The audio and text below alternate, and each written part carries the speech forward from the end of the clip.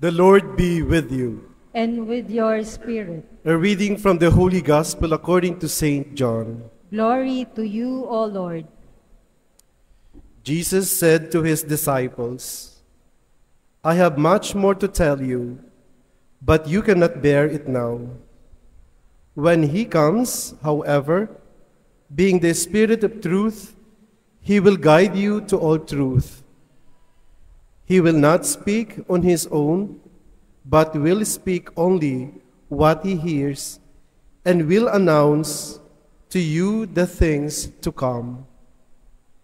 In doing this, he will give glory to me, because he will have received from me what he will announce to you.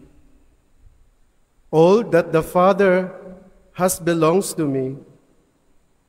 That is why I said what he will announce to you, he will have from me. Brothers and sisters, the Gospel of the Lord. Praise to you, Lord Jesus Christ. Come, Holy Spirit, bless this unworthy priest, that I may share with humility and with the heart, and that all people listen with the Holy Spirit in their hearts. Come, Holy Spirit, come. Sisters and brothers, let us honor the Trinity. I invite you, let's start with awareness, acknowledgement of the presence of the Trinity. I invite you to put your right hand over your heart. Just bow your head and lovingly allow the Lord to bless and love each one of us as we acknowledge the presence of God. Father, you are here. Jesus, you are here with us. Holy Spirit, you are here. Thank you, Father. Thank you, Jesus. Thank you, Holy Spirit. Stay with us, Father. Stay with us, Jesus. Stay with us, Holy Spirit. Father, we need you. Jesus, we need you. Holy Spirit, we need you.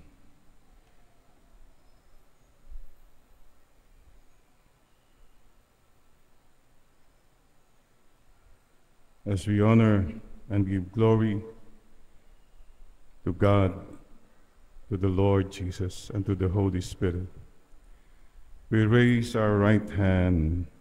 Glory be to the Father, and to the Son, and to the Holy Spirit.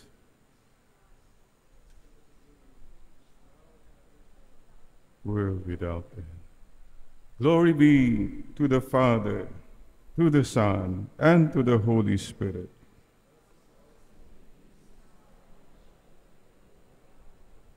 All together, glory be to the Father, to the Son, to the Holy Spirit.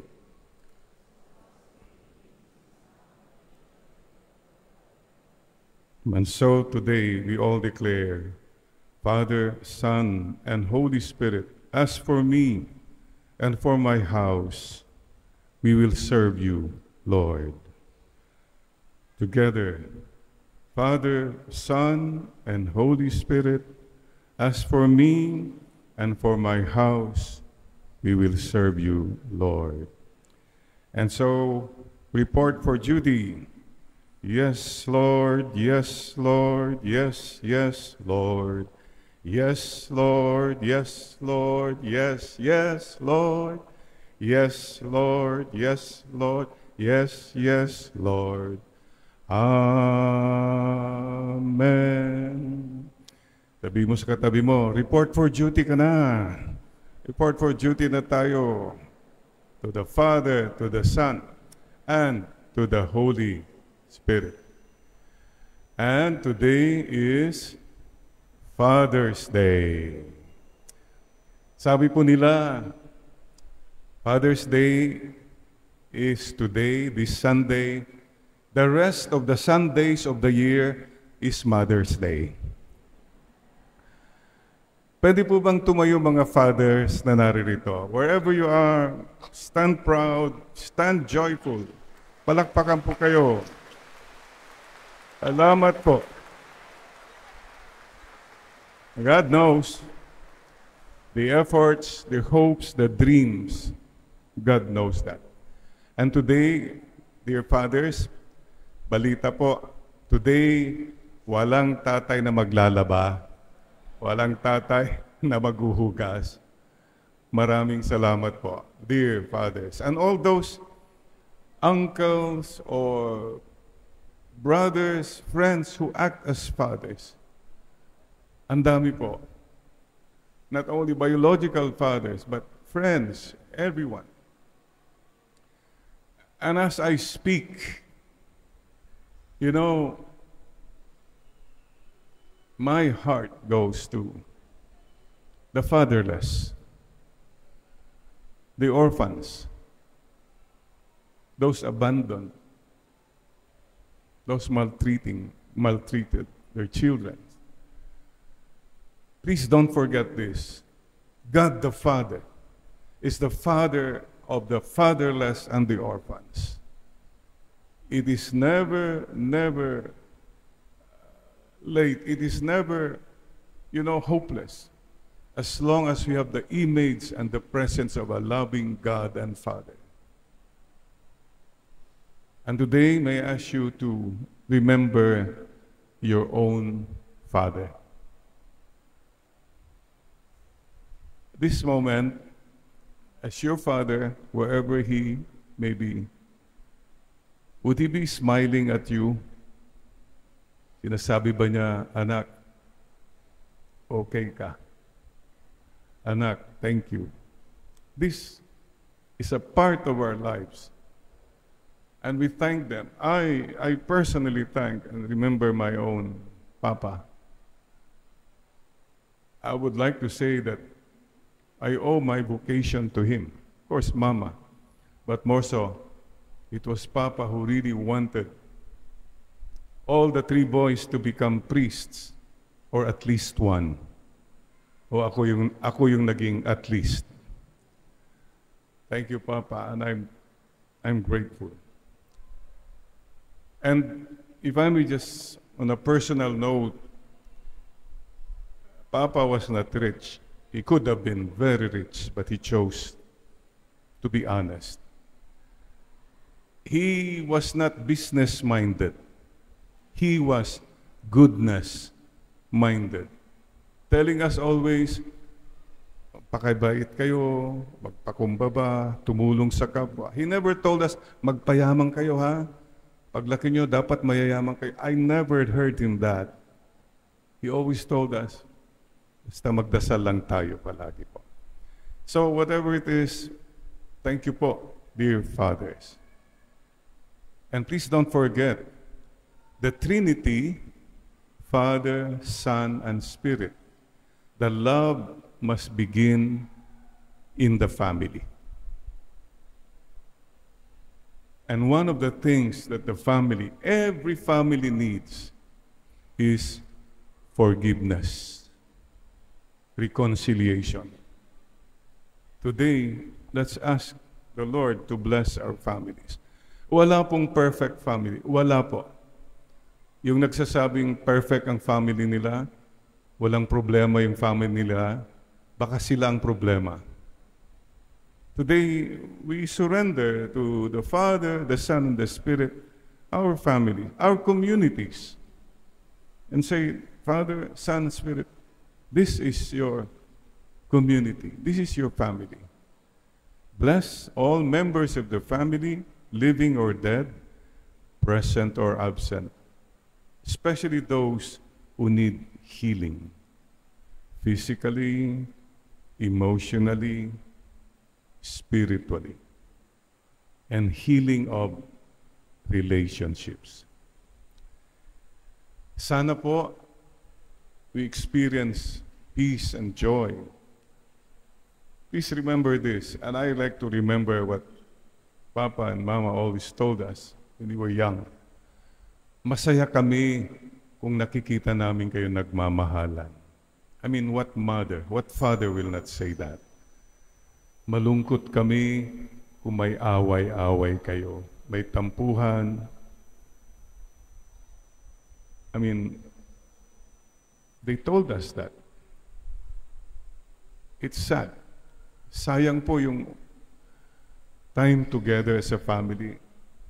You heard about that crash, Air India. Take off, boom, crash na. Wipe out, except one. Life is short. Please do not postpone na your reconciliation, your thanks, gratitude, appreciation. Oh, dinaw na. Tignan mo yung katabi mo nga. Say something good, something nice naman sa katabi mo ngayon. Thank you. I'm sorry. I love you. That's it. These are the little things we must not postpone. No regrets that we loved too little, too late. And then another thing that's needed in every family is humility. Kung wala pong humility, ang bigat.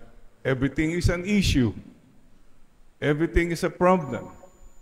Lahat pinagdadebatehan. Sino magaling, sino tama? Can we not just say, listen to each other and just be united? The other thing, perhaps, paalala sa family today, as we remember the Trinity, is this. Again, going back to Papa and Mama, who told us, when we were still young, every day, masaya kami that someday, don't forget, sabi nila, we will have our final reunion in heaven. That's where we are going. Imagine listening to that. And then sabi pa nila, kung may isa sa inyo, hindi makakapunta sa langit, wala na, hindi na kompleto yung family natin. Naku, ang laking bigat, nagtitinginan kami, sino kaya hindi makakapunta sa langit? Baka ikaw. Ganun. Simple spirituality. Today, let us say also again, our final destination is to go back to heaven, to the Father, to the Son, to the Holy Spirit. Sisters and brothers, in this connection, again, Father's Day, it was Papa who told me, I think I was high school or what, sabi niya, Jerry, magsulat ka ng libro someday, ha? Ha? Sabi ko, I had no idea what to write a book. May title pa siya. Ito magandang title, Jerry. Imagine I was like 12 years old, Gems Along the Way. Wow. Ano yung gems? Parang yung mga lessons, gano'n, sabi niya, may maganda kang nabasa na line, isulat mo, o may magandang kanta. Parang may nakolekta ka habang naglalakad ka sa mundo. Okay. So 30 years later yata, finally I wrote a book. Wala na si Papa. Entitled Moments. And then every year, ang dami ng moments.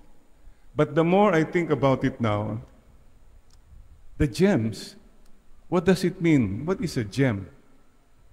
God encounter moments.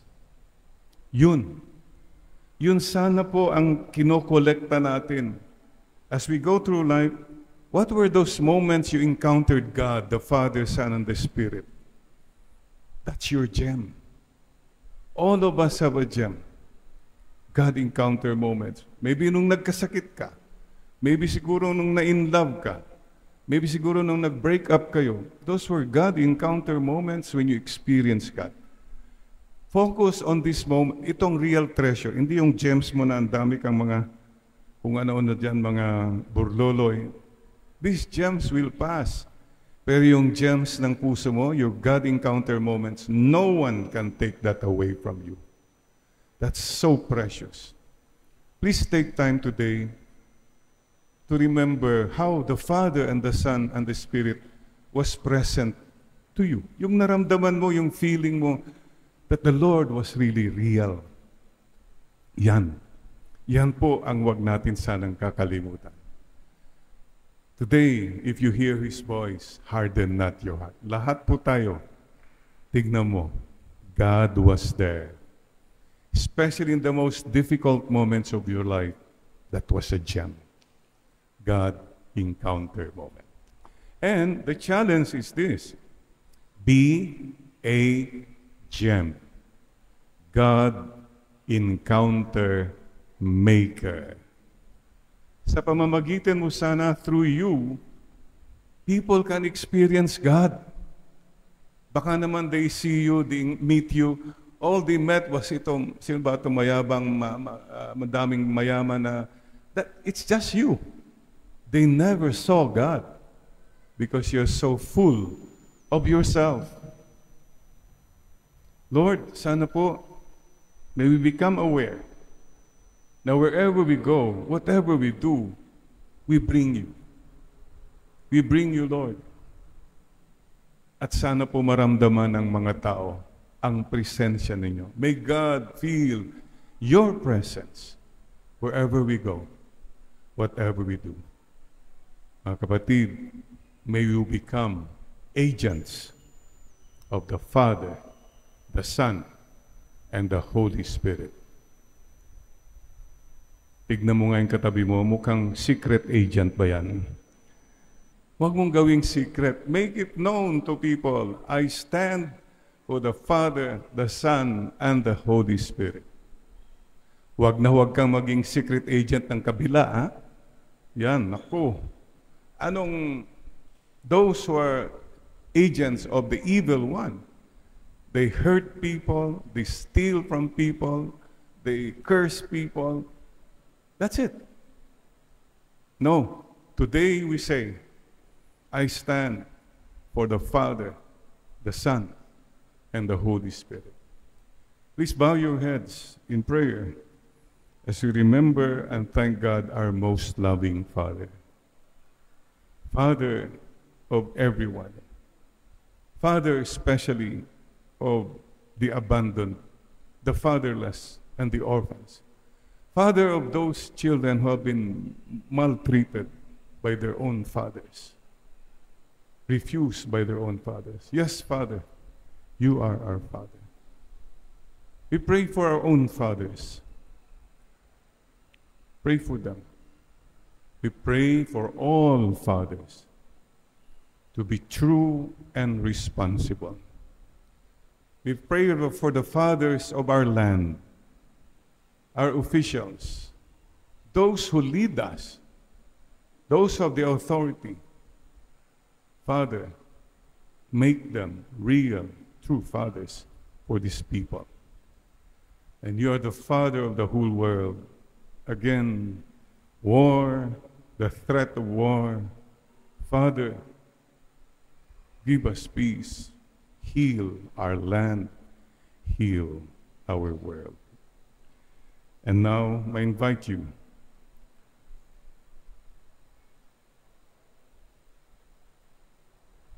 to honor the Father, the Son, and the Holy Spirit. Amen. And embrace. Embraced by the Father, the Son, and the Holy Spirit. Sent by the Father, the Son, and the Holy Spirit. We have a mission to tell the world of His love.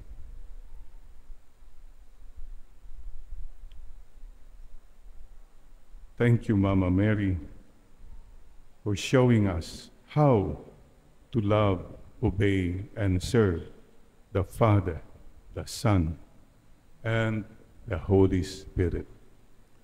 Amen and amen. And may the peace of the Lord be with you all. And with your spirit. Please remind one another. Pakisabi mo sa katabi mo, the Father, the Son, and the Holy Spirit love you very much.